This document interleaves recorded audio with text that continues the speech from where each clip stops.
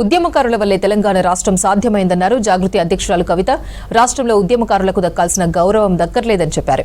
కాంగ్రెస్ అనేక హామీలు ఇచ్చి విస్మరించిందని చెప్పారు. అమరవీరుల కుటుంబాలకు ఇప్పటికైనా న్యాయం చేయాలని డిమాండ్ చేశారు. ఉద్యమకారులకు ఇచ్చిన హామీల పట్ల ఈ ప్రభుత్వం కాలయాపన చేస్తోందని చెప్పారు. వచ్చిన రాష్ట్రంలో ఉద్యమకారులు మళ్లీ ఉద్యమ బాట పట్టడం దురదృష్టకరమని చెప్పారు. ఉద్యమకారులను విస్మరిస్తే ఏ అధికార పార్టీ నేత బయట తిరిగే పరిస్థితి ఉండదన్నారు. సెక్రటేరియట్ ముట్టడికి ప్రయత్నించిన ఉద్యమకారులను పోలీసులు అరెస్ట్ చేశారు. మెహదీపట్నం పిఎస్లో ఉద్యమకారులను పరామర్శించారు కవిత.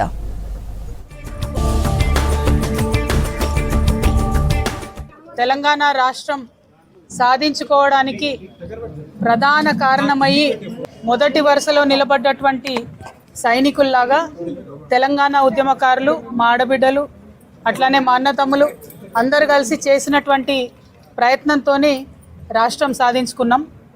మరి ఆనాడు బీఆర్ఎస్లో, అదేవిధంగా ఇవాళ కాంగ్రెస్లో తెలంగాణ ఉద్యమకారులకు దక్కాల్సినటువంటి గౌరవం కానీ, అంతో ఇంతో ప్రభుత్వం నుంచి రావాల్సినటువంటి చేయూత కానీ ఏది కూడా రాలేదనేది చేదు వాస్తవం. మొన్న అసెంబ్లీ సెషన్లో కూడా ఖచ్చితంగా మరి తెలంగాణ ఉద్యమకారులకు సంబంధించి బిల్లు పెడతాము, ప్లేస్ ఎట్లా డిస్ట్రిబ్యూట్ చేయాలనే అంశం పెడతామని చెప్పి మనందరం ఒత్తిడి చేస్తే ప్రభుత్వం చెప్పడం జరిగింది. కానీ మళ్ళీ అసెంబ్లీలో వాళ్ళకు కావాల్సినటువంటి కొన్ని బిల్లులు పాస్ చేసుకొని ముందుకెళ్ళినారు, కానీ ఉద్యమకారుల ఊసెత్తలేదు. ఇవాళ ఉద్యమకారులంతా సెక్రటేరియట్ ముట్టడికి వచ్చినారు. ఉద్యమకారులందరికీ కూడా బాసటగా అండగా జాగృతి కూడా ఉంటుందని ఈ సందర్భంగా తెలియజేస్తూ, ఉద్యమకారులు దయచేసి ధైర్యంగా ఉండాలి.